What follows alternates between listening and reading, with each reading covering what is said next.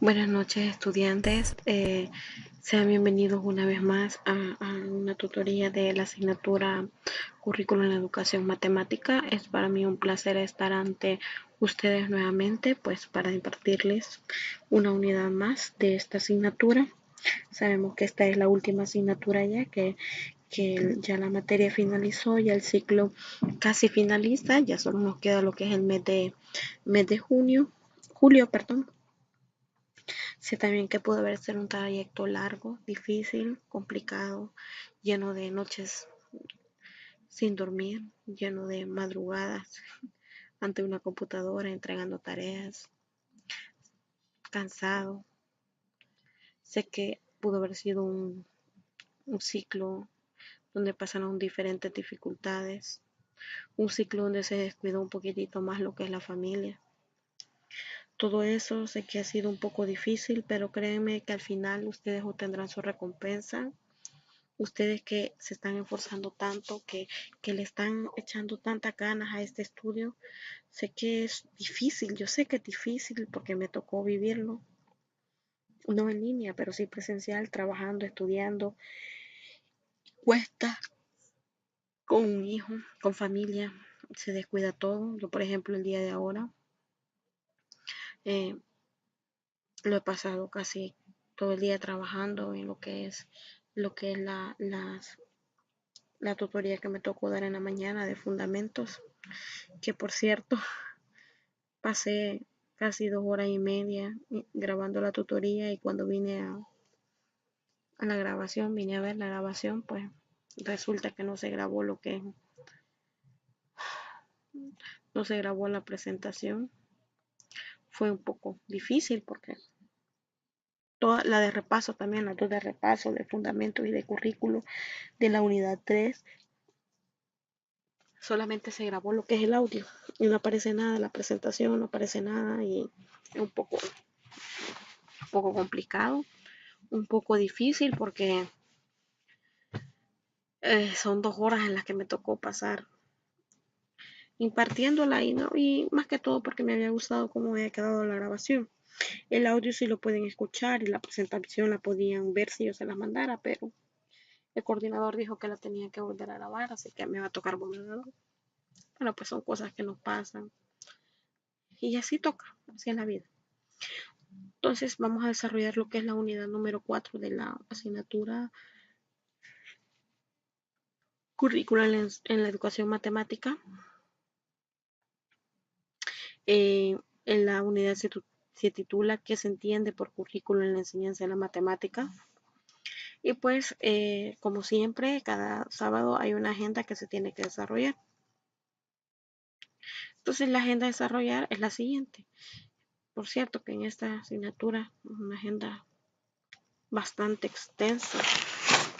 Sé que es una agenda muy difícil a veces de llegar a cubrir.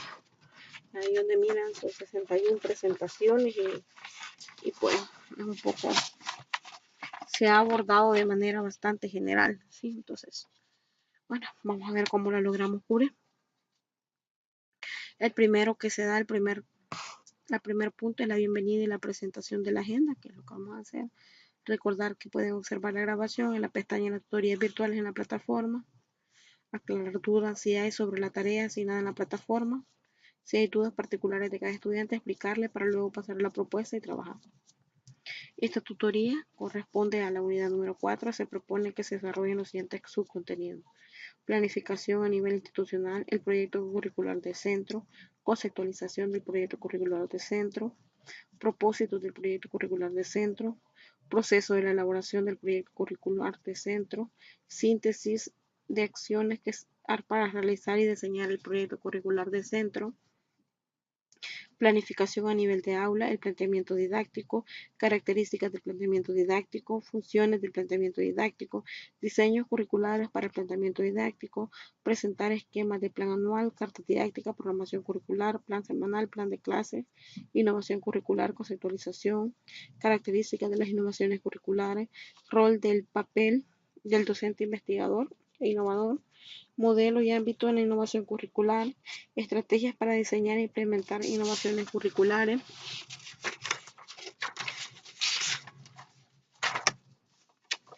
técnicas aplicables en el proceso de desarrollo de una innovación curricular, que se tiene por currículo la enseñanza de la matemática, elementos básicos del currículo, objetivos, contenidos, estrategias de aprendizaje, ejes transversales, criterios de evaluación, el diseño curricular, procesos diagnóstico, diseño y ejecución, las políticas educativas en distintos momentos en la historia nacional a partir de 1986, marco teológico y fundamento del sistema educativo, impacto de las políticas educativas en el quehacer de la educación matemática en El Salvador.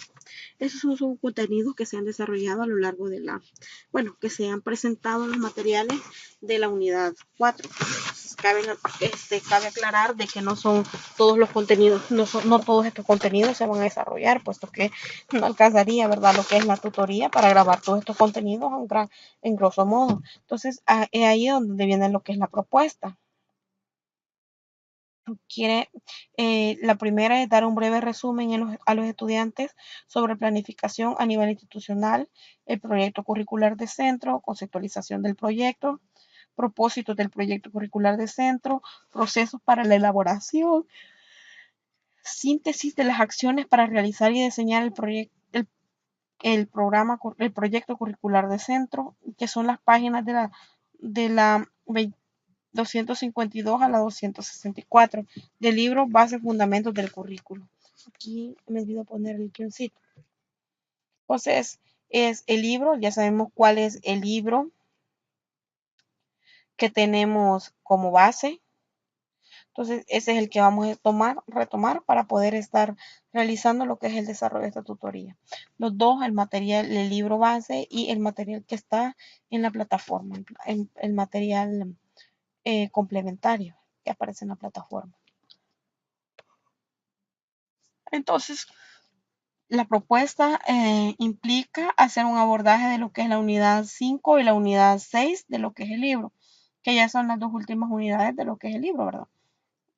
Entonces, la primera unidad, que es la unidad número 5, abordar, se llama diseño, planeación y evaluación del currículo. Y pues en ellas se abordan a grosso modo tres grandes contenidos amplios a desarrollarse. Uno es el concepto, características y principios del planteamiento curricular.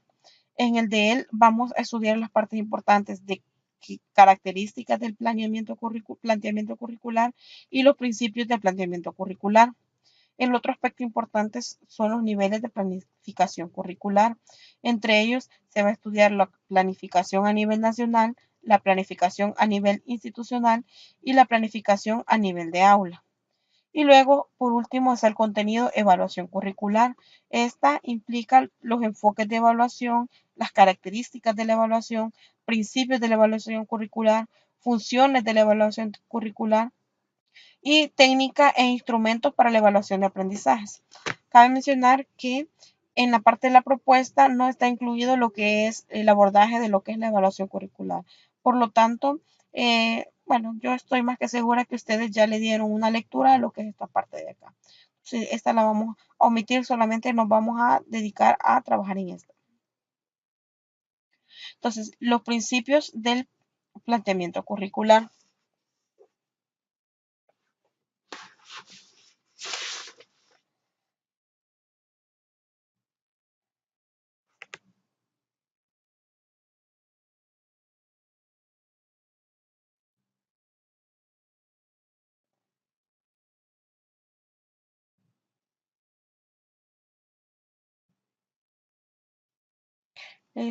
No sé qué es lo que me pasó aquí, que una presentación no me aparece.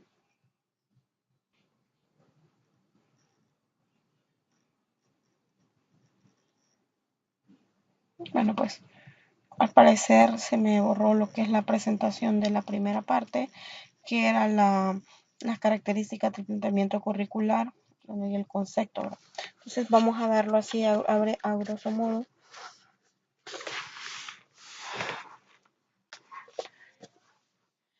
La parte de conceptualización. La oferta educativa que se desarrolla en un determinado sistema educativo se concreta a través de la propuesta curricular. La planificación curricular consiste en tomar las previas previsiones necesarias para organizar planes y proyectos que permitan concretar y hacer efectivas las expectativas e intenciones educativas de un determinado grupo social. Se trata de que mediante diversas estrategias se diseñen planes y programas de estudio, que serán posteriormente los referentes que servirán para desarrollar los planes didácticos que orientarán la práctica pedagógica en el nivel del aula. Entonces, cuando hablamos de lo que es la planificación curricular, justamente lo que estamos haciendo es planificar todo lo que vamos a hacer en el centro educativo. Como lo vamos a ver más adelante, existe la planificación curricular a nivel nacional, a nivel de centro y a nivel del aula. Entonces, la planificación curricular a nivel nacional nos sirve para poder irnos o para poner normas, cómo regirnos acerca de la planificación que vamos a desarrollar en cada aula.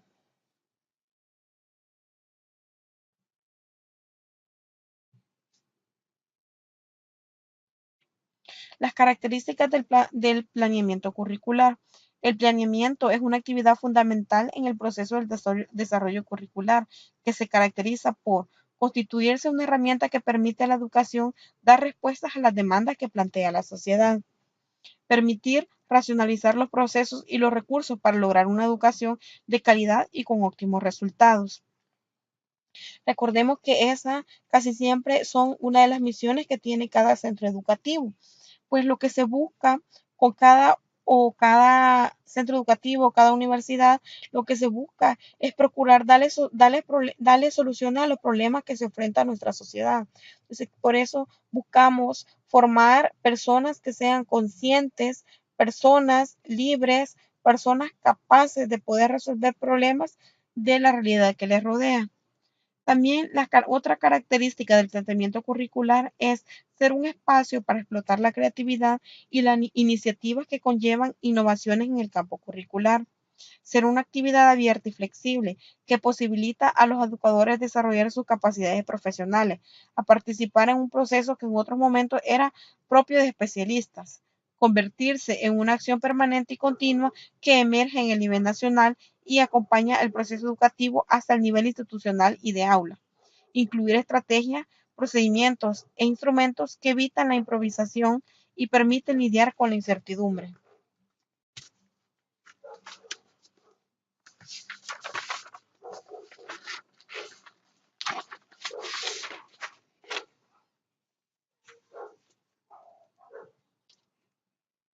Propiciar la organización y el desarrollo de proyectos curriculares dirigidos a grupos especiales y a la atención de necesidades educativas especiales, respetando y valorando la unidad en la diversidad. Estimular la escuela como el eje central y vertebrador del proceso de planificación curricular. La escuela vista como una institución concreta ubicada en el entorno propio y real. Entonces, la planeación curricular lo que nos ayuda es a llevar a cabo lo que las metas que tiene propuesto lo que es el centro educativo. Sin él se tendría un caos en un centro escolar, porque sabemos que cada vez que vamos a hacer algo, alguna actividad o hacer algún, a dar algún paso ya sea en un proyecto que nos hemos puesto en mente, tenemos que hacer una planificación. Entonces, usted cada vez que va a salir, por ejemplo, a su trabajo, planifica bien. Planifica el tiempo que se va a llevar para arreglarse, planifica el tiempo que se va a llevar para poder trasladarse desde su casa hasta su lugar de estudio, planifica si va a haber un tráfico, entonces no se va con el tiempo ajustado, planifica todo en su trabajo, la hora de llegada, la hora de salida. Entonces, así es también en la parte de la educación. Se tiene que planificar. Si yo voy a dar tal asignatura, tengo que planificar esta asignatura.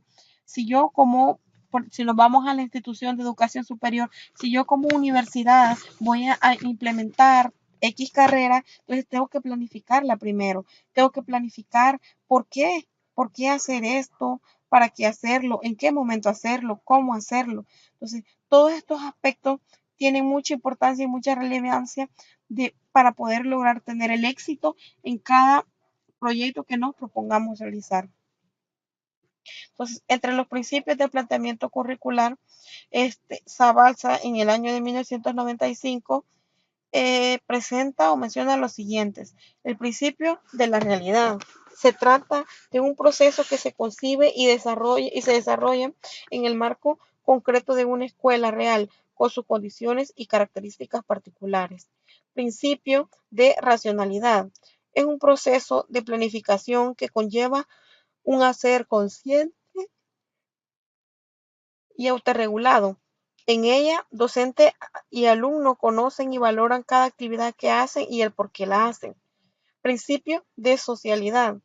Se sustenta la actividad planificadora en la búsqueda de consenso a través de la obtención de puntos de acuerdo comunes, los cuales se privilegian con respecto a otros aspectos que se pongan divergencias dentro de una comunidad educativa. Principios de publicidad.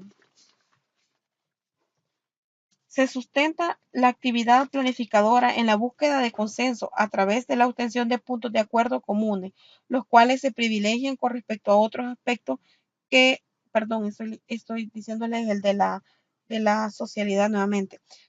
Principio de publicidad. Se propicia hacer de la programación curricular una actividad abierta y que da a conocer de forma pública sus intenciones, permitiendo hacer el análisis crítico y el control externo. Es decir, que no, cuando nosotros hacemos una planificación, no es algo que vamos a tener oculto, no es algo que vamos a querer ocultarle a los demás, sino más bien es algo que debemos de darle a participar a los demás para que puedan abonar aportes críticos sobre el trabajo que se está haciendo. Principio de intencionalidad. Las acciones involucradas en los procesos de planificación reflejan la intencionalidad con la que se asumen. Es decir, se trata de prever y tomar las decisiones con premeditación. Principio de organización o sistematicidad. Se parte en la planificación curricular de una organización funcional de los componentes del currículo, de tal forma que en estos se relacionen e integren como un conjunto sistémico de acciones. Principio de selectividad. La planificación curricular implica un proceso cuidadoso de selección de contenidos, actividades y recursos. Esta selección responde a criterios de valor, oportunidad, congruencia y funcionalidad situacional. Principio de decisionalidad. La toma de decisiones es un requerimiento permanente cuando se trata de ejecutar el proceso de planificación curricular en los diversos niveles de concreción. Principio de hipoteticidad de la provisionalidad de la imperfección asumida. En el planteamiento curricular se deben considerar las acciones como hipotéticas, de acuerdo con las condiciones reales y no asegurarlas como dadas previamente. He ahí, en grosso modo, el detalle de cada uno de los principios del planteamiento curricular. Esquema de planificación curricular según Catalano, Abolio de Cols y Esladón. Y bueno, ahí creo que lo van a ver un poquitito pequeño, pero les comento que ese está en la página 230 de lo que es el libro. Entonces, la planificación curricular implica un proceso de diseño curriculares que es visualizado por Catalano, Abolio de Cols y Esladona en forma muy precisa en la antología CID de la maestría en educación, según se muestran los siguientes esquemas. La primera fase que ellos determinan es la fundamentación curricular. En ellos se desglosa lo que es el análisis de la realidad y la fundamentación del proyecto curricular.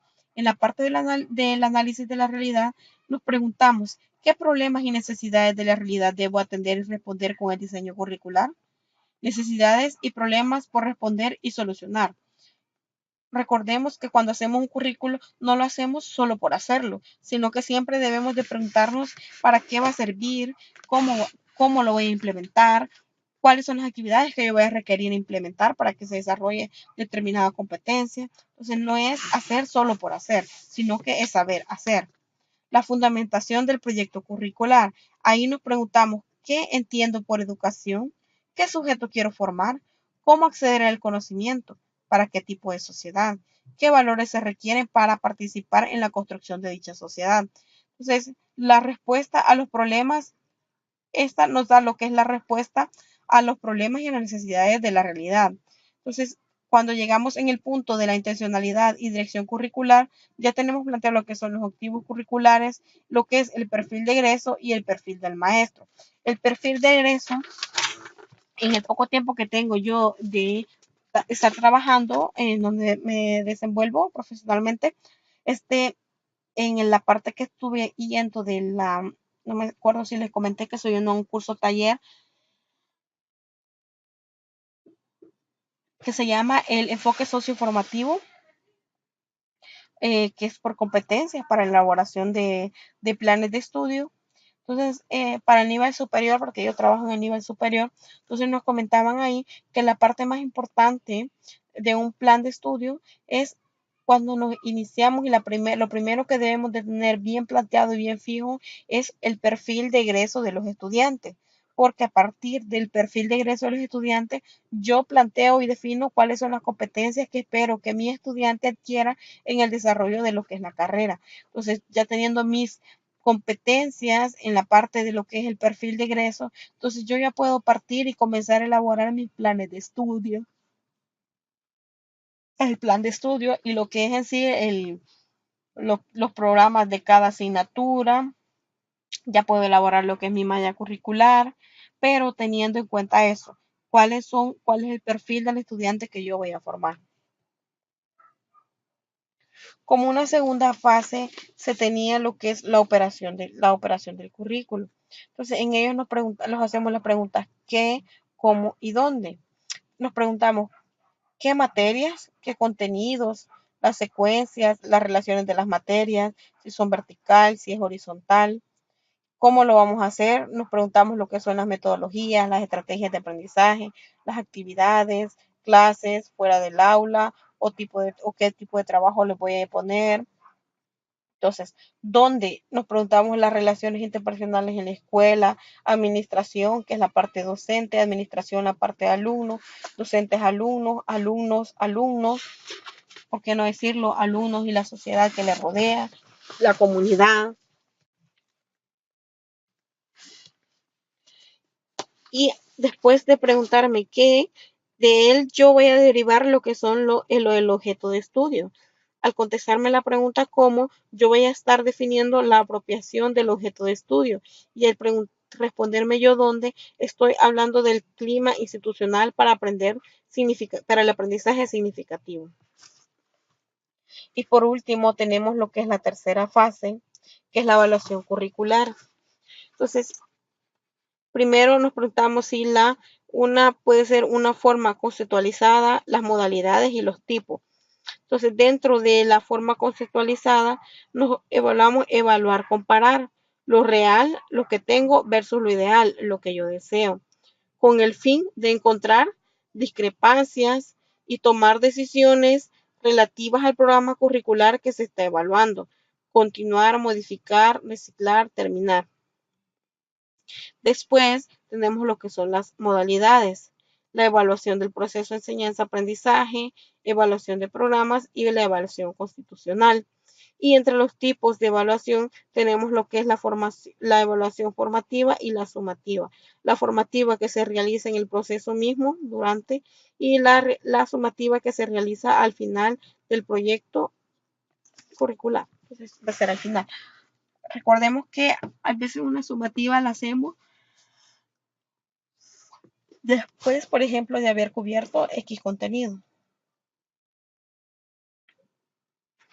Bueno, ya hablamos un poco sobre el primer contenido que nos hablaba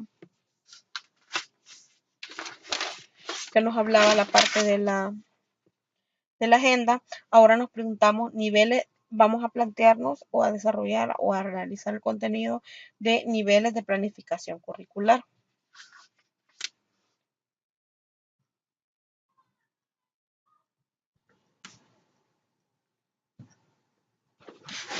Si recordamos al inicio Cuando planteamos en lo que se iba a tratar la unidad, hablamos sobre los diferentes niveles de planificación curricular y mencionamos que se encontraba el nivel de educación superior, el nivel del centro educativo y el nivel de las aulas.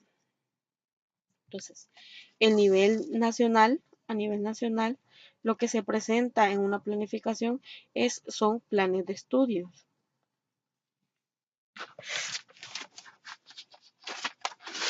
Solo les voy a pedir que por favor, antes de mencionar esta parte de los planes de estudio, nosotros podríamos analizar lo que es la tabla presentada en lo que es la página 273, donde dice los niveles de concretación del diseño curricular. Primero, el primer nivel es nivel macro, corresponde al sistema educativo en forma general que involucra el nivel máximo que realiza el diseño curricular. Es responsabilidad de la administración educativa realizar el diseño curricular. Base, enseñanzas mínimas, indicadores de logro. El mismo debe ser un instrumento pedagógico que señale las grandes líneas del pensamiento educativo. El segundo nivel es el nivel meso. Se materializa en la institución educativa a instancias intermedias. Entonces, cuando hablamos del nivel macro, nos estamos refiriendo al nivel nacional, el nivel meso a nivel de la institución y al nivel micro a nivel de las aulas. Entonces, en la institución educativa, el diseño de ese nivel se concreta en el proyecto educativo institucional y en el proyecto del centro, el cual se especifica, entre otros aspectos, los principios y fines del establecimiento, los recursos docentes y didácticos disponibles y necesarios, la estrategia pedagógica, el reglamento para docentes y estudiantes y el sistema de gestión. El tercer nivel, que es el micro, en un elemento normativo que regula el régimen de una institución educativa y que posibilitará la aplicación de la práctica del proyecto educativo de centro y del proyecto curricular de centro, y es conocido como programación de aula. En él se determinan los objetivos didácticos, contenidos, actividades de desarrollo, actividades de evaluación, metodología de cada área que se materializan en el aula. Entonces, ahora sí pasamos a ver lo que es la parte del currículo nacional. Lo que tenemos ahí es, primero que tenemos que la planificación a nivel nacional se presenta en lo que son planes y programas de estudio. Entonces, mencionamos un poco sobre los planes de estudio.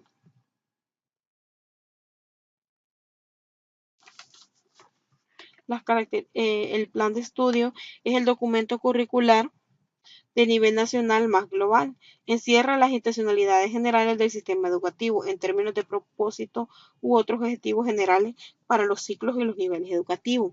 Después de ello tenemos las características y funciones de los planes de estudio. Un plan de estudio se caracteriza por ser un documento curricular de carácter nacional, concretar las intencionalidades y las expectativas que plantea la sociedad al sistema educativo, reflejar las opciones de política educativa y curricular vigentes en el país, concretar el perfil de logros para cada nivel del sistema en términos de objetivos o competencias de aprendizaje y servir de marco referencial para el desarrollo del proceso de planificación curricular y los niveles de concreción a partir del diseño de los programas de estudio. Y después de eso tenemos lo que son los tipos de currículo, que pueden haber los tipos de currículo, de planes de estudio, perdón. Los tipos de planes de estudio. Los planes de estudio se proponen desarrollar áreas como las áreas de ciencias sociales, donde hablamos de estudios sociales, cívica, religión, orientación, el área científica tecnológica, donde están ciencias naturales, matemática e informática, el área de la comunicación, el español, el inglés, el área de expresión artística, que son artes plásticas, teatro y música.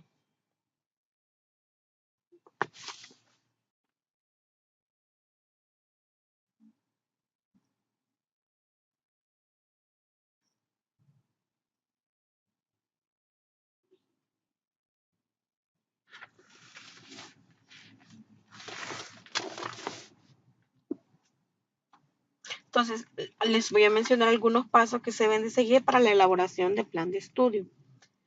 Elabore su red de matrices tanto generales como específicas. Proceda a realizar un análisis de los aspectos anotados en esa matriz y vaya agrupando los que son similares, los que se relacionan y los que son por su estructura o organización interna pueden conformar un área o asignatura de estudio. Revise ese primer listado de asignaturas y analícelas a la luz de los objetivos generales de la educación primaria. Teniendo la lista de áreas y asignaturas, proceda a agruparlas según campos identificados para la enseñanza primaria, humanística, ciencia, educación práctica, física y recreativa. Estructura o diseño de los planes de estudio.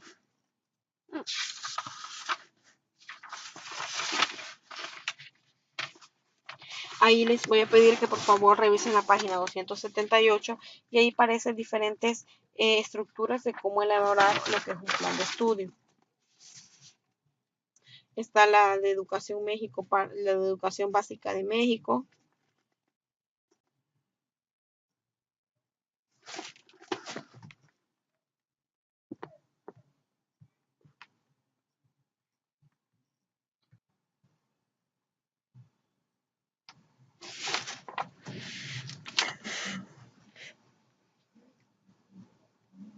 Dentro de lo que es el plan de estudio, nosotros vamos a tener inmersos lo que son los programas de estudio. ¿Y qué son los programas de estudio? Según Zabalza, en el año de 1925, por programa podemos entender el documento oficial de carácter nacional autonómico en el que se indican el conjunto de contenidos, objetivos, etcétera, a desarrollar en un determinado nivel. Así tenemos, por ejemplo, los programas renovados o las disposiciones prescriptivas que a nivel de cada comunidad autónoma han ido emitiendo los correspondientes administraciones para sus respectivos territorios. Así, el programa es el conjunto de prescripciones oficiales respecto a la enseñanza emanadas del poder central. Pues en los programas, en el plan de estudio está inmerso los programas de estudio, que en el plan de estudio están los programas de estudio que en sí desarrollan todo el contenido que se va a desarrollar de una determinada asignatura. Características del plan de estudio. Los planes de estudio se caracterizan por tener carácter prescriptivo, normativo o orientador para el país o una región, provincia o departamento de este, cuando estos tienen autonomía. Reflejar el marco general común que se propone en el plan de estudio en cuanto al enfoque metodológico y evaluativo. Recoger los conocimientos, las habilidades, los valores y las experiencias que se espera desarrollar en cada uno de los integrantes de un determinado grupo social. Reflejar los aprendizajes mínimos comunes que deben lograr todos los alumnos de un determinado país en una determinada asignatura, área o sector.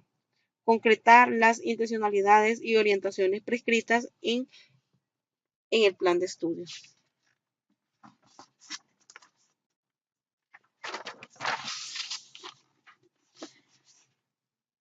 También podemos hablar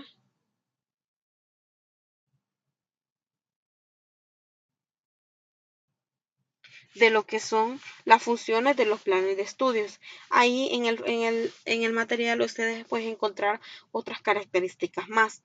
Las funciones de los programas de estudio.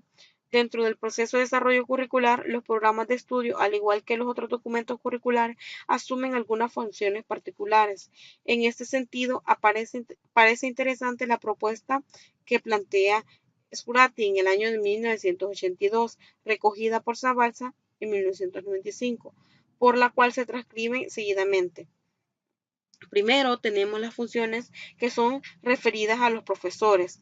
En ella se encuentra la función de control, que es el programa ayuda al profesor a verificar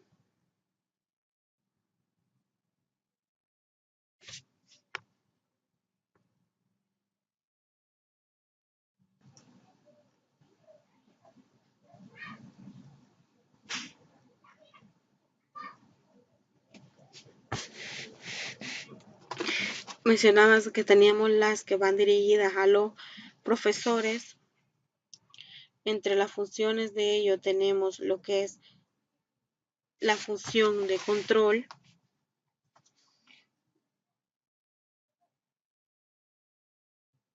Este ayuda a verificar si las adquisiciones de los alumnos al final del periodo escolar satisfacen al menos los requisitos mínimos exigidos. Tenemos la función de comparación. El programa tranquiliza al enseñarse de cara a comparar lo que él ha desarrollado y conseguido en su clase con relación a lo desarrollado y conseguido en otras clases. La función de protección, que suministra al enseñante garantías respecto a las exigencias que pudieran sobrepasar por lo que el propio programa exige, vengan del nivel administrativo que sea. La función de contrato, que concreta y hace efectivo el compromiso de trabajo del profesor, definiendo lo que le es exigido oficialmente. La función profesionalización, que el programa, a través de las exigencias temáticas y metodológicas que plantea, influyen de manera clara en el sentido a dar a la formación del profesorado que lo habrá de llevar a cabo, tanto en lo que se refiere a la formación inicial como a la selección y a la formación en el servicio.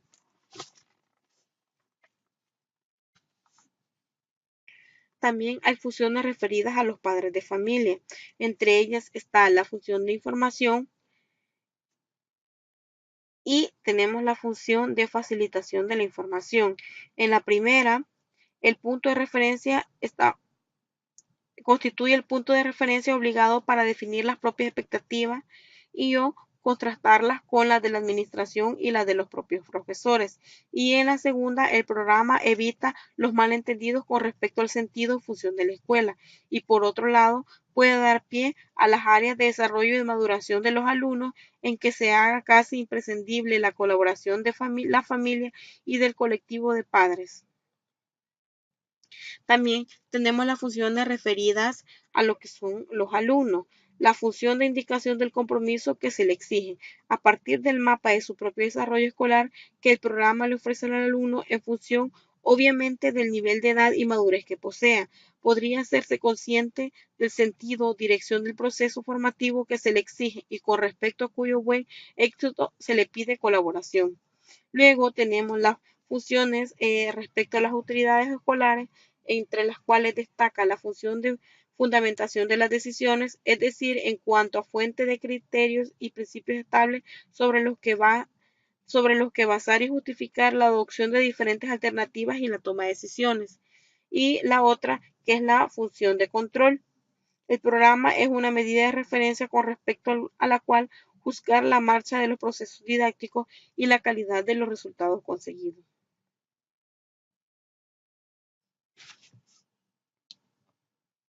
En todo caso, como síntesis, el programa debería cumplir las funciones de selección, funciones de coordinación,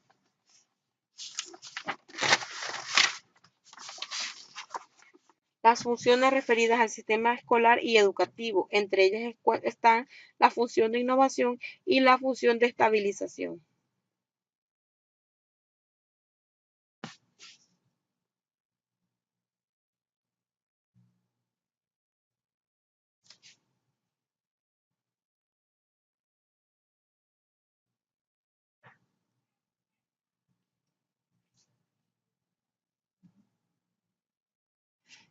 Entonces, antes de hablar de lo que es la planificación a nivel institucional, que es el proyecto curricular de centro, mencionarles que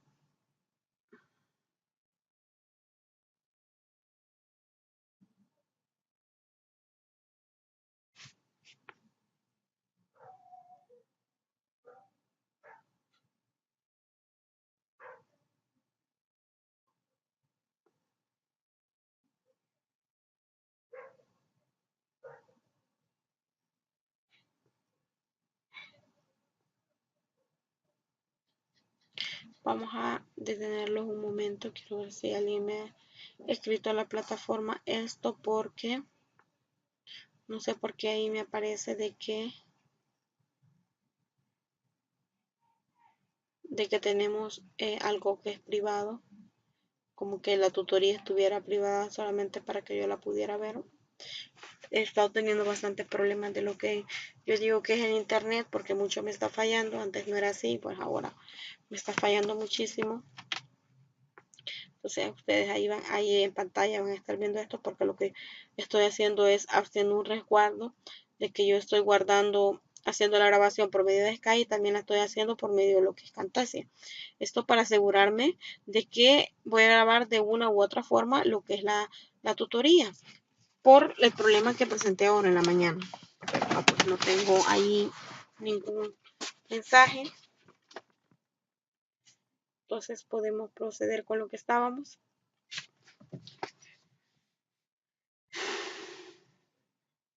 Como les decía, por ejemplo, Ovidio y Guille en el 2001 proponen una propuesta para desarrollar una planificación y para la elaboración de programas de estudio.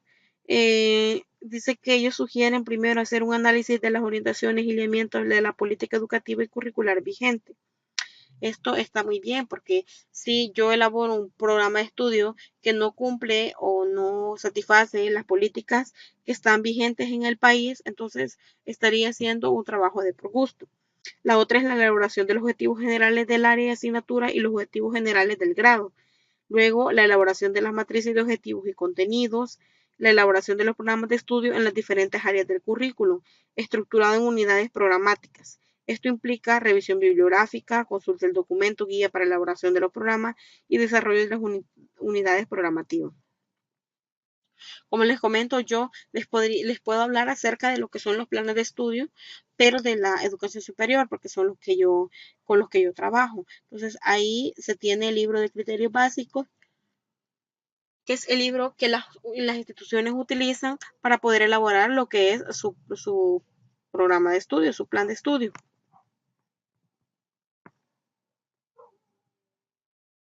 Entonces, ellos deben de hacer también un análisis de lo que es la bibliografía que se propone para que los estudiantes tengan disponibles en el desarrollo de cada asignatura. Se presentan objetivos dependiendo del diseño que se ha abordado, el plan de estudio, que puede ser por objetivo o por competencia, de diferente modalidad presencial, semipresencial o modalidad completamente virtual. Varía el diseño para cada plan de estudio. Entonces, si ustedes gustan, yo les puedo compartir lo que es este libro de criterios. Es un libro abierto a la disposición del público. También es recomendable analizar lo que es la ley de educación superior, conocida como la LES, y el reglamento de la misma. Entonces, es donde se especifican cuáles son las requisitos mínimos para poder aperturar lo que es una carrera nueva o actualizar las carreras existentes. Una de ellas involucra lo que es los ejes temáticos, que es algo que sí se le da mucha importancia. Entonces, ya hablando un poco sobre lo que era el plan de estudio, pues ahí ustedes pueden ver los diferentes diseños del plan de estudio. Entonces, nos ponemos a enfocar sobre lo que es la planificación a nivel institucional. Esto se refiere al proyecto curricular de centro, PCC, conocido como PCC. Entonces, primero, la definición de proyecto curricular de centro. Bueno, el proyecto, la planificación del currículo a nivel de institución educativa consiste fundamentalmente en elaborar una replanificación de la propuesta curricular nacional y adecuarla al contexto, las características y las condiciones del centro educativo, lo que implica que cada centro escolar va a tener que elaborar un documento propio y exclusivo para dicha institución, en cuya construcción de partida participa todo lo que es todo el personal docente. Entonces, este documento constituye el proyecto curricular de centro, conocido por sus siglas PCC, que en la actualidad suele plantearse como una norma en muchos sistemas educativos. La función principal de este planeamiento es servir a los docentes como guía orientadora para elaborar sus planeamientos de aula, al ofrecer elementos más cercanos a la realidad de la institución. Permite este planteamiento institucional garantizar la pertinencia curricular que requieren las propuestas educativas para llenar las expectativas sociales que se le plantean a cada sistema educativo. Por otra parte, otro aporte muy valioso de lo que es el PCC es contribuir a que el centro educativo logre un enfoque integral del currículo, ya que todos los docentes de los diversos niveles estarán orientados por las mismas pautas curriculares.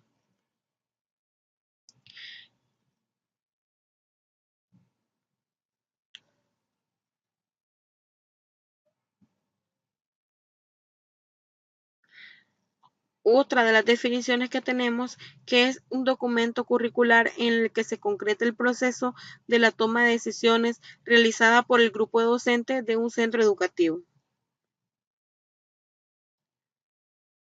Entonces, el PCC responde las interrogantes: ¿qué enseñar? ¿Cómo enseñar? Y cuándo enseñar, perdón, y cómo enseñar.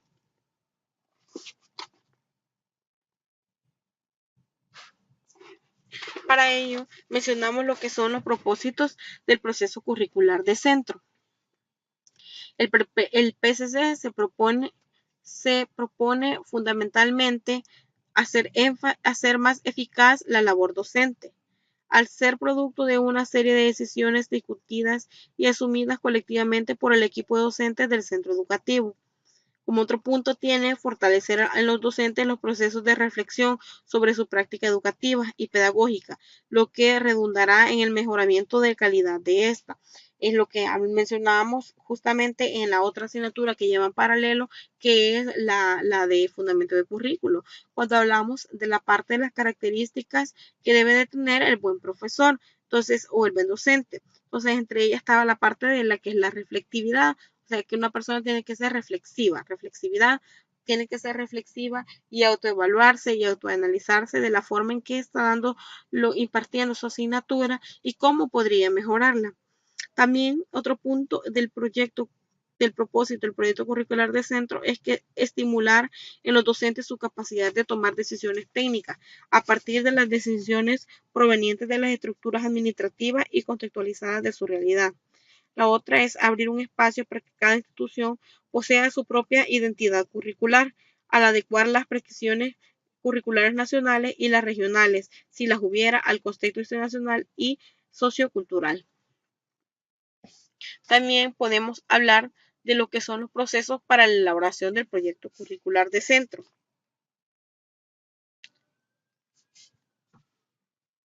Entre ellos está la primera, que es la determinación del nivel o etapa en la que se elaborará el PCC. Entonces, el PCC, como lo decimos, se elabora para cada una de las etapas de integración que integra la institución educativa. Entre ellos puede ser la educación preescolar, educación primaria o educación secundaria. No obstante, su elaboración es responsabilidad del centro educativo como unidad. Otro de los procesos para elaboración del proyecto curricular de centro es el análisis de las fuentes que se recurre para elaborar el PCC.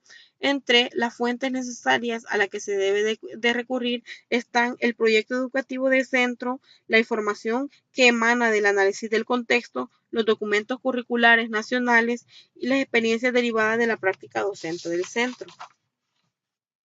Ya que estamos hablando del proyecto educativo de centro, veamos una definición de ello.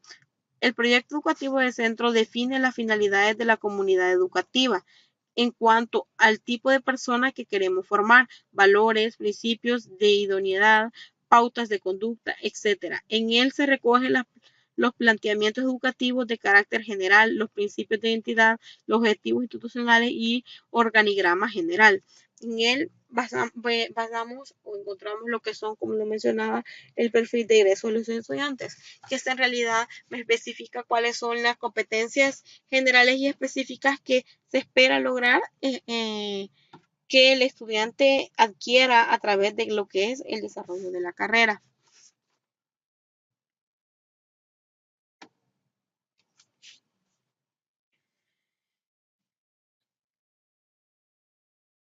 Entonces, en el material podemos encontrar cuáles son los aportes que brinda cada uno de estas componentes. Mencionábamos la componente del proyecto educativo de centro, el contexto de la elaboración, los documentos curriculares predictivos, el aporte que brinda la experiencia previa del centro educativo.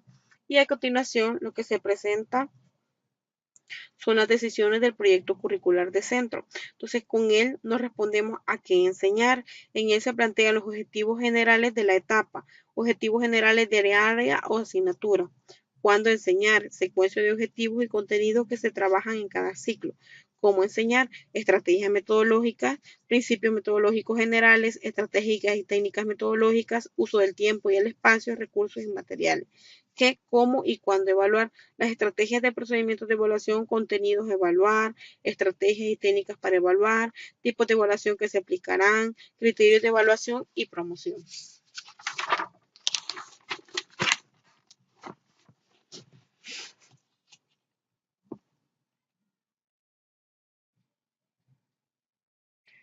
Recordemos que debemos de incorporar, una de las partes importantes de ese proyecto son los objetivos que deben de ser incorporados, deben de incorporarse lo que son los temas transversales en los objetivos generales de cada etapa, las secuencias de los objetivos y contenidos que trabajarán en cada ciclo dentro de una etapa, y también podemos encontrar en el material los criterios para elaborar la secuencia de objeto y contenido.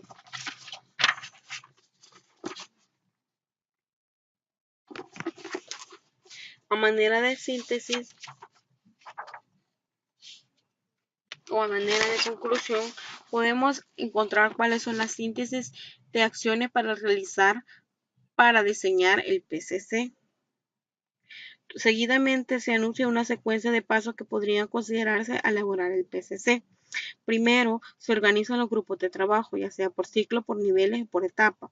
Se elabora un calendario y una organización de trabajo a realizar. Se analiza la información sobre el contexto institucional y social que se posee. Se toman decisiones sobre lo que se debe complementar. Se organiza la búsqueda de esa nueva información y una vez recogida se analiza y sistematiza. Se analizan los aportes del PEC, que es el proyecto educativo del por centro, en cuanto a la visión, la misión y los propósitos u objetivos. Se extraen conclusiones sobre los elementos dados por el PEC que deberán reflejarse en el PCC. Entonces, podemos ver ahí, continúa otra lista de más de acciones que se deben realizar. Lo que podemos rescatar de todo esto es que el PCC en ningún momento está aislado de lo que es el PET, el PSC, sino que más bien estos están relacionados.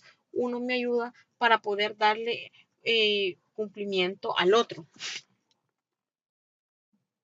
Entonces, la primera pregunta que tienen es elaborar un mapa conceptual que muestre la forma en que se relacionan una propuesta curricular con los programas de estudio y el proyecto curricular de centro.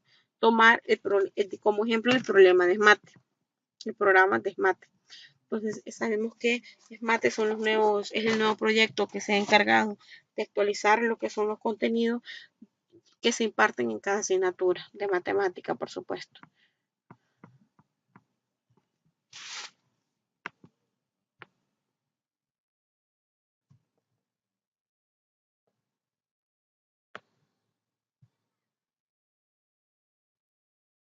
Luego procedíamos, si se recordaban, comenzamos con la planificación a nivel nacional, que era el plan de estudio, luego estaba la planificación a nivel institucional, que era el PCC, y hoy vamos con la planificación a nivel del aula, que es el planeamiento didáctico.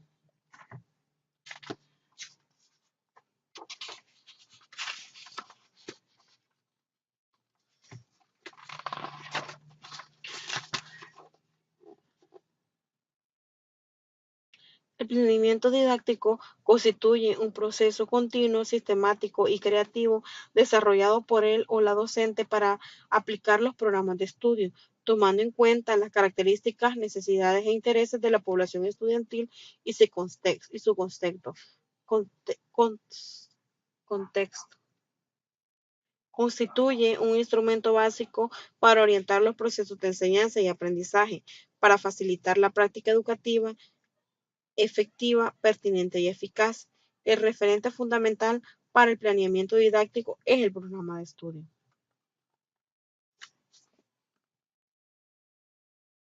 Las características del planeamiento didáctico. De acuerdo a Oviedo y Guillén en el 2001, el planeamiento didáctico debe cumplir con las siguientes características. Primero, ser flexible.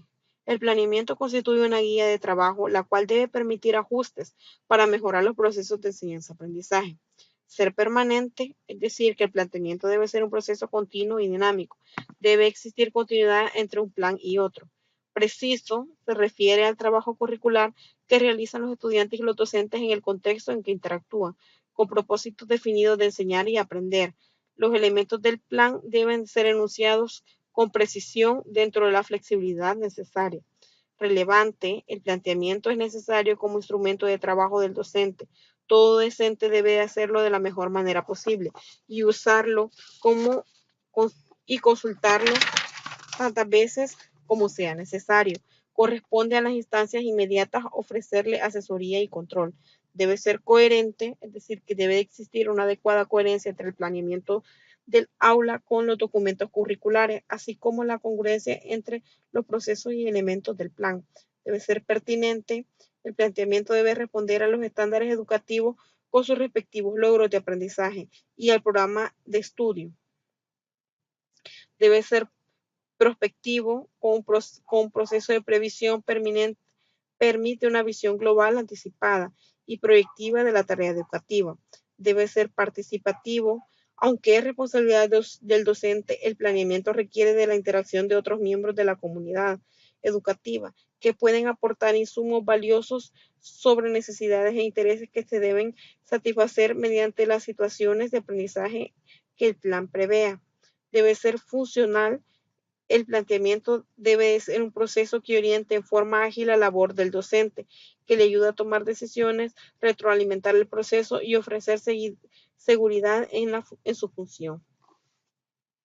Estas son las características del planeamiento didáctico.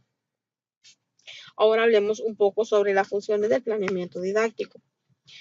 Entre ellas se encuentran evitar la improvisación al momento de desarrollar los procesos de enseñanza y aprendizaje en el aula, ayudar a desarrollar en forma completa la propuesta curricular que se condensa en el proyecto curricular de centro o en los programas de estudio, al garantizar la secuencia y la temporalización de los aprendizajes por lograr, aprovechar el tiempo al máximo y evitar pérdidas de tiempo y esfuerzos sanos, que vemos que es un poco lo que más se busca, ¿verdad? Recuerdo que cuando iba a la escuela, para todo buscaba uno excusa para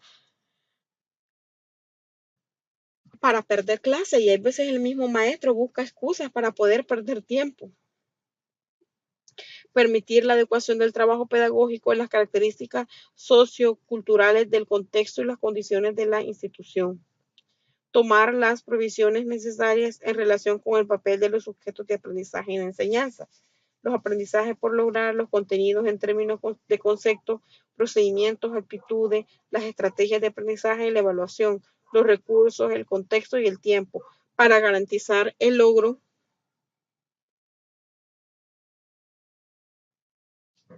de las expectativas educativas y curriculares planteadas en los niveles anteriores de planificación.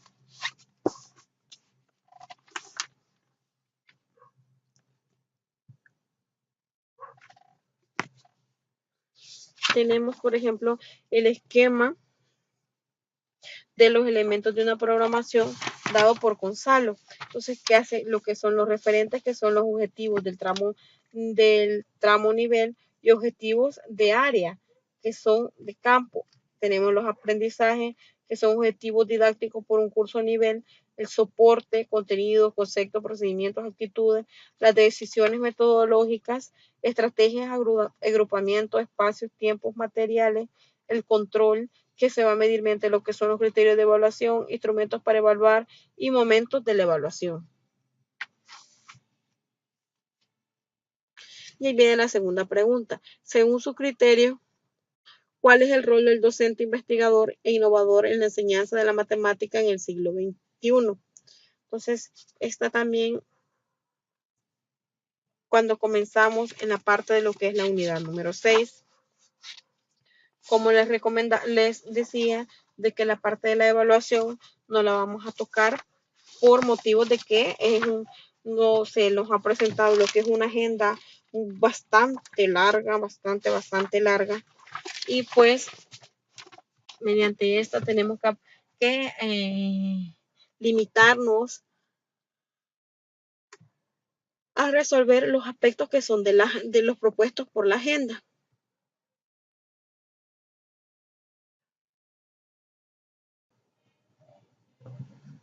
En la unidad número 6 vamos a hablar acerca de lo que es la innovación curricular.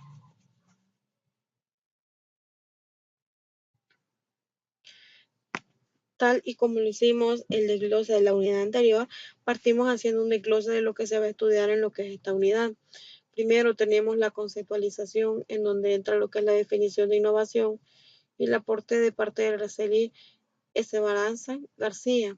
Luego tenemos lo que son la caracterización, que entra en lo que son los principios característicos de la innovación.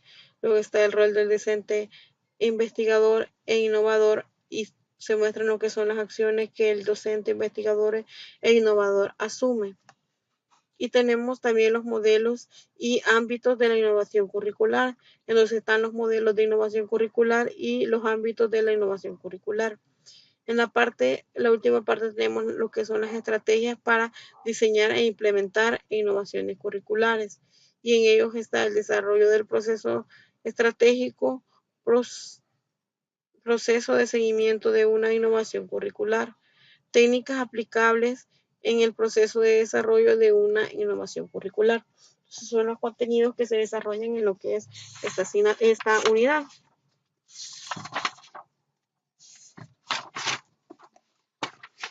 Entonces procuraremos ir un poquitito más rapidito porque ya el tiempo nos está avanzando. Entonces, entre la definición de innovación, tenemos innovar significa abrir horizontes, generar un interés investigativo, disfrutar el placer de indagar, descubrir, proponer, reevaluar, pero ante todo de inventar. Se trata de avanzar en una postura crítica frente a los postulados existentes, pues solo cuando se da por supuesto se convierte en un tema de reflexión, de investigación, de cuestionamiento, es posible la innovación. Entonces, primero tenemos la parte del contraste entre lo que son los conceptos, cambio, reforma e innovación.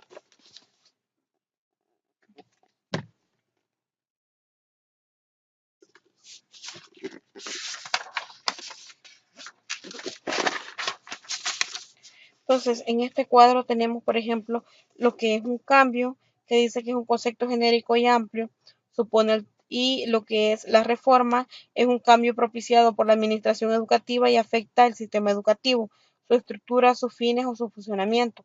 En cambio, la innovación supone la introducción de algo nuevo y una nueva modificación conceptual. Entonces, ahí vemos, en este se van detallando lo que es un cambio, como es una reforma y lo que es la innovación. Ustedes lo pueden de leer un poco más detallado. ¿Cuáles son las características de las innovaciones curriculares?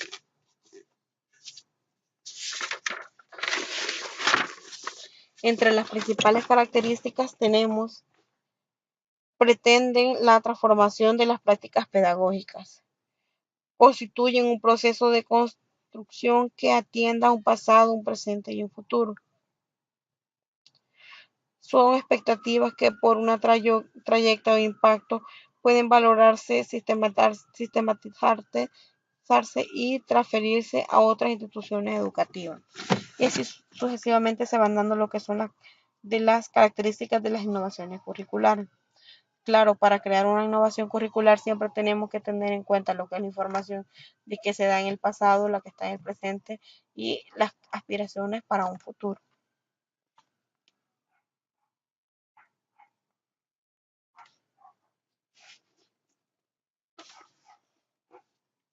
También podemos ver, según Velázquez, cuáles otras características que se reproducen textualmente. Entre ellas está concretos presupuestos teóricos, son intencionales, tienen carácter transformador, son novedosas, constituyen un medio para el cambio, generan procesos y generan impactos permanentes.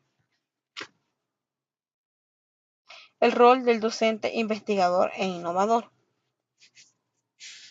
Pues si se fijan en la segunda pregunta, aparece un poco sobre el que ustedes deben de investigar.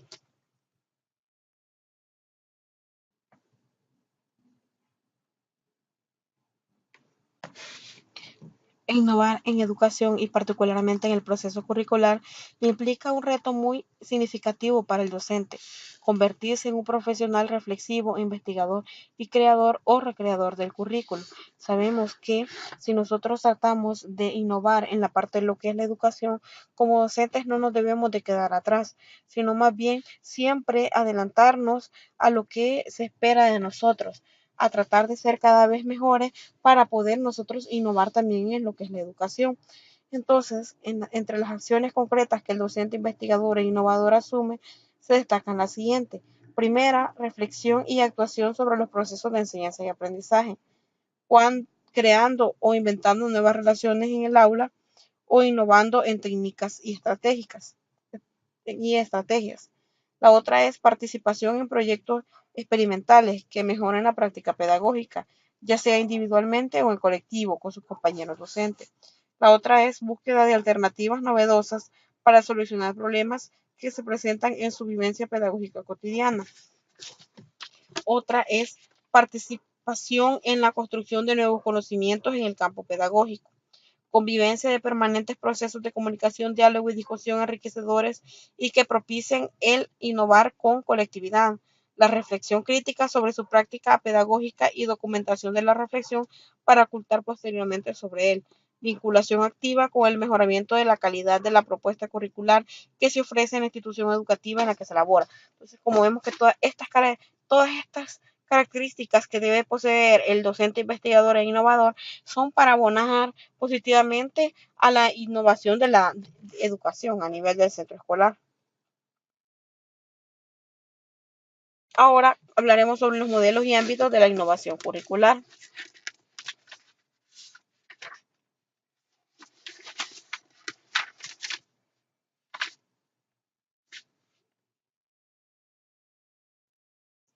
Bueno, pues no se mira muy bien ahí la presentación porque quedó muy pequeño, pero el cuadro que se les presenta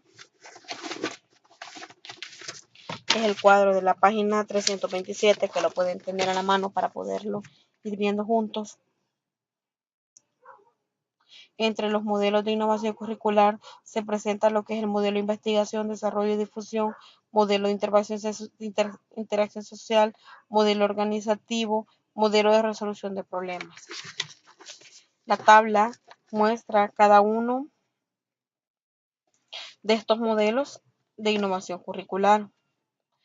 Por ejemplo, en la columna del modelo de investigación, desarrollo y difusión, tenemos que es un enfoque lógico y racional, que busca resolver un problema determinado por profesionales externos a la escuela. Los especialistas deciden qué es conveniente y los docentes se consideran técnicos que ejecutan las diversas acciones. El docente ejecuta las acciones propuestas, independientemente de sus intereses y necesidades de cambiar. En el modelo de interacción social se basa en la observación y juicio de los posibles usuarios de la innovación, la cual es formulada y ejecutada con una realidad escolar diferente a los propósitos de usuario, a los posibles usuarios. Los docentes tratan de adaptar una determinada innovación aplicada en un contexto similar al de su institución. Se desarrollan las siguientes fases. Primero, la toma de conciencia. Segundo, el interés. O el tercero, la innovación. La cuarta, el ensayo. Y la cinco, la adopción. El modelo organizativo, por su parte, se plantea desde un enfoque cultural. Considera la escuela como una organización, como una cultura propia y distinta. Se desarrollan las fases de planificación, adopción, ejecución y evaluación. El modelo de resolución de problemas se plantea también desde la perspectiva cultural. Tiene como punto de partida y eje central a los docentes. Los docentes definen las necesidades y iniciales y actúan solo en esos casos. El agente externo asume el rol de colaborador en la experiencia innovadora. Se plantean las siguientes etapas: valorización del docente, diagnóstico, rol del asesor externo, conocimiento del profesor y motivación del profesor. Eso es lo que ustedes podrán observar en esta tabla que por el momento no se mira. Y presentamos la otra tabla, que esa ya se va viendo un poquito más, ¿verdad? Perdón por el ruido, pero siempre de tener a la mano el documento base que se utiliza. Ustedes saben de que tampoco no somos unos extraterrestres que se nos va a quedar todo a la carrera, sino que nosotros necesitamos siempre de tener a la mano lo que es el material para no decir incoherencias. Este cuadro presenta lo que son las innovaciones pedagógicas escolares y socioeducativas. El primero, la caracterización que se va dando por cada innovación es, por ejemplo, el espacio en el que se desarrolla. En la innovación pedagógica, la sala de clase; en la innovación escolar, la escuela; y en la innovación socioeducativa es la comunidad. El ámbito innovado, la práctica pedagógica, el proceso institucional, procesos sociales. Promotor, en la innovación pedagógica es el profesor; en la innovación escolar son los directores y profesores; y en la innovación sociocultural, agentes sociales. La finalidad para la innovación pedagógica es mejorar los aprendizajes de los estudiantes y las prácticas pedagógicas de los docentes, relación con los alumnos, metodología, evaluación, etc. En lo que es la innovación escolar, mejorar los aprendizajes de los alumnos, mejorando los procesos institucionales, participación y compromiso de los actores educativos, clima, liderazgo e identidad. Y para la parte socioeducativa, promover la formación de los agentes sociales y mejorar los aprendizajes de los estudiantes. La última caracterización es participantes y usuarios. En la innovación pedagógica, profesor y estudiante. En la innovación escolar, directivo, profesores, alumnos, padres, apoderados y otros agentes sociales. Y en la innovación sociocultural tenemos los padres, apoderados, agentes sociales, profesores y alumnos. Estrategias para diseñar e implementar innovaciones curriculares. Muñoz y Reynoso en el 2008 definen las siguientes estrategias: metodología de proyectos de intervención, metodología de investigación y desarrollo y metodología de investigación-acción. Analicemos cada una de ellas. A continuación se presentan los pasos para aplicar la metodología de procesos de intervención: análisis de la situación problemática, definición de objetivos, definición de estrategia, diseño del proceso y evaluación. Metodología para proyecto de investigación y desarrollo. Esta tiene como punto lo que es la investigación, el proceso para incrementar el conocimiento que se tiene acerca del determinado fenómeno, provee fundamento empírico y conceptual de la innovación. La parte de desarrollo, que es la elaboración de la innovación, es decir, diseño de la solución del problema específico, selección de objetivos, estrategias, actividades, recursos destinatarios, seguimiento, etc. Y está la parte que es la difusión, que es la información acerca de las bondades de la innovación y la adopción, que aplicación de la innovación en un contexto diferente a la de la institución para la cual se diseñó. Modelo interactivo, investigación-acción. A continuación se presentan los pasos para aplicar el modelo interactivo, investigación-acción. Acción, indagación, investigación. Develar los supuestos mediante reflexión. Acción, consensuar y aplicar la innovación. Reflexión sobre el proceso de investigación. Retroalimentación, percepciones de los autores, adaptaciones, situaciones emergentes, y todo esto fue dado por la persona que ya hemos mencionado.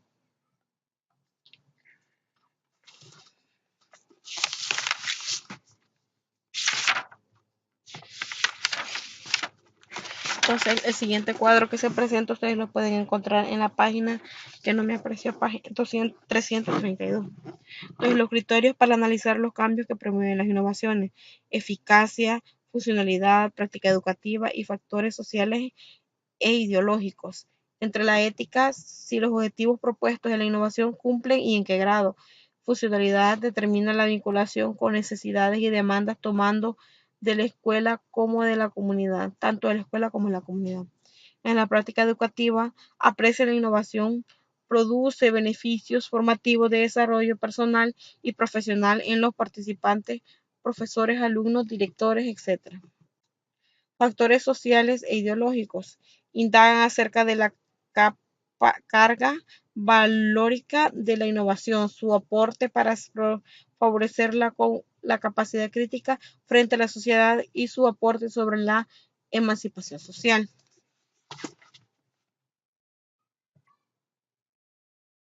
Ahora se va a realizar un breve, este sí bastante breve, sobre lo que es el material de apoyo.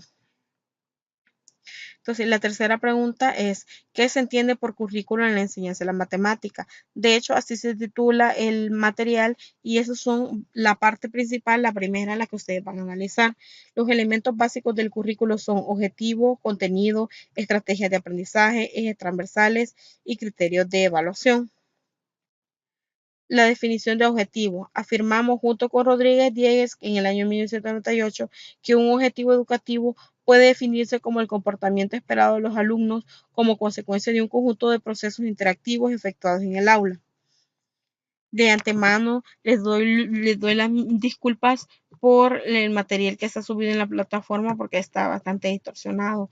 Ahí presenta una dificultad para más que todo de visualización, porque si nosotros leemos el contenido es bastante apropiado, el contenido está bien elaborado, solamente hay una presentación de forma que está mal agregada, está mal realizada.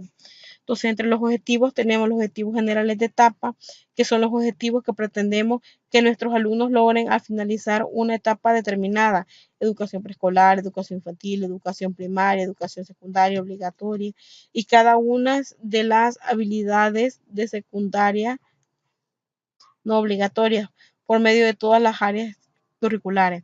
Ahora tenemos los objetivos generales de área. Son aquellos que pretendemos que nuestros alumnos alcancen también al finalizar la etapa, pero en cada una de las áreas curriculares concretas. A su vez, ayudarán al logro de los objetivos generales de la etapa. Entonces, el esquema que se debe de seguir es el siguiente. Tenemos los objetivos generales de etapa. Entonces, después tenemos los objetivos generales de área.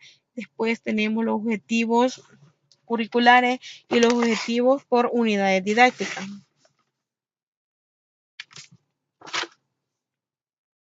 Entonces, esta es la jerarquía que se debe de seguir.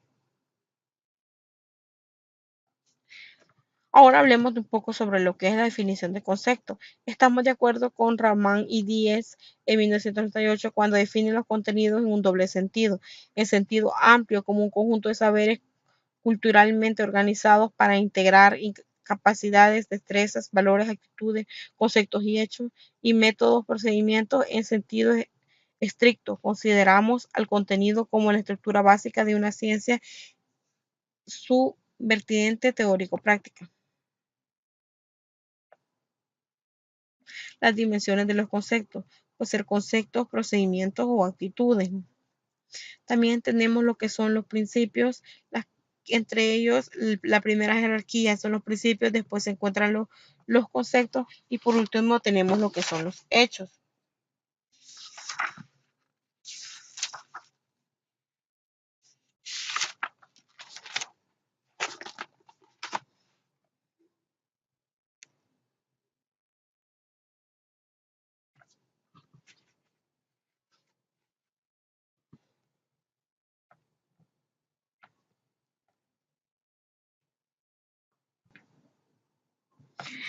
Así podemos definir procedimiento como una serie de acciones ordenadas que orienta y ayuda al logro de un fin concreto. Supone al saber hacer del alumno y este saber hacer puede implicar procedimientos cognitivos o motrices y al igual que los contenidos conceptuales puede presentar distintos grados de generalidad y concreción según las acciones implicadas. Así, de mayor a menor generalidad nos encontramos con procedimientos, técnicas y estrategias. El procedimiento se puede definir como el método de ejecutar una acción, la técnica como el conjunto de procedimientos y recursos del que se sirve una ciencia y la estrategia como el conjunto de reglas que aseguran que la acción sea adecuada, según la Real Academia Española. Los principios metodológicos.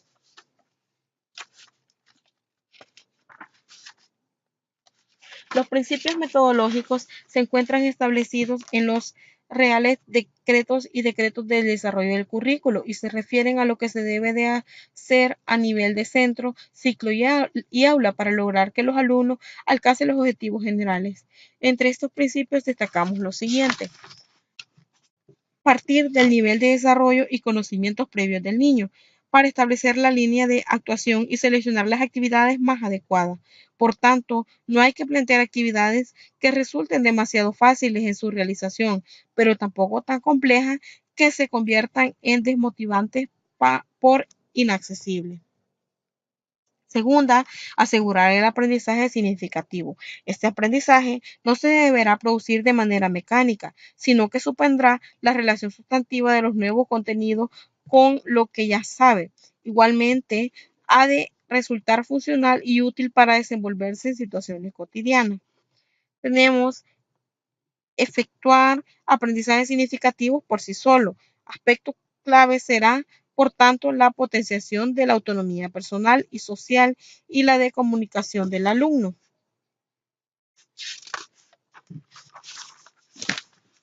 Modificar los esquemas de conocimientos previos que el alumno posee, acortando la distancia entre el nivel de desarrollo real y el potencial, avanzando de estas estructuras simples a otras más complejas. Reconocer que el aprendizaje significativo requiere otra intensa actividad, tanto física como mental, por parte del niño, por lo que será preciso conseguir innovación, intuición, individualización, socialización y globalización.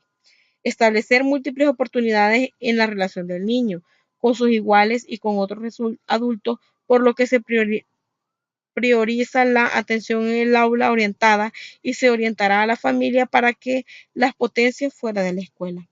Proporcionar un ambiente rico en estímulos, acogedor y seguro que permite y contribuye al desarrollo pleno de sus actividades, sus capacidades.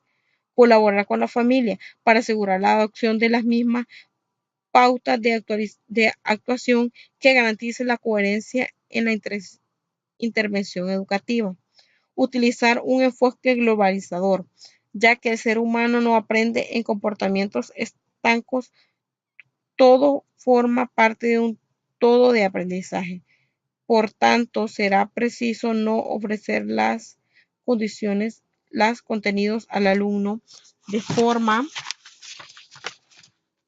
globalizada, poniendo en relación las diferentes áreas, temas transversales y contenidos en cada área concreta.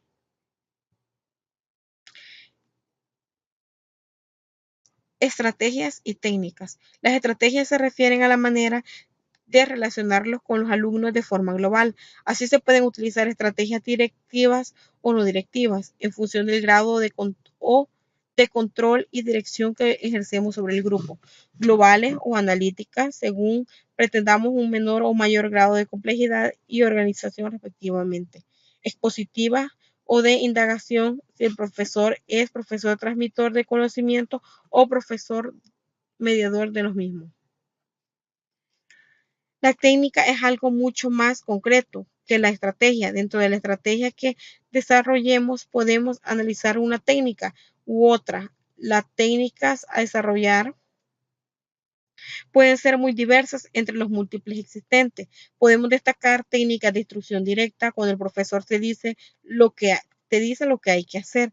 técnicas de enseñanza mediante búsqueda, cuando el profesor actúa como mediador y los alumnos buscan una de las posibles soluciones, técnicas de encadenamiento hacia otras más, cuando se va mirando la ayuda desde el último paso hasta el primero, técnicas de dramatización, cuando los alumnos adoptan diversos papeles, técnicas de ensayos discretos, cuando se permite que los alumnos lleguen al objetivo por medio de aproximaciones, técnicas de enseñanza incidental, evalúan los alumnos, cuando los alumnos, eligen el momento y el estímulo y la situación.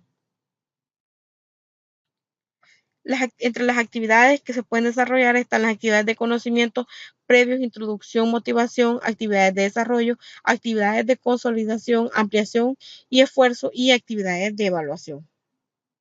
La última pregunta es, según su criterio, ¿cuáles son las ventajas y las desventajas de utilizar los libros de texto del programa SMATE en la enseñanza de la matemática como nuevas políticas en la educación de El Salvador? Y pues hasta aquí se ha hecho el abordaje de estos dos grandes contenidos, porque de verdad son bastante abundantes. Les deseo que por favor estudien para el examen, porque saben de que van a tener examen. Y pues cualquier interrogante me pueden escribir y yo voy a estar dando la tutoría de repaso en esta semana para poderles dar más o menos una idea de los temas más importantes que se deben de estudiar para el desarrollo de este examen. Entonces, hasta aquí ha sido por el día de ahora. Les deseo que pasen feliz noche.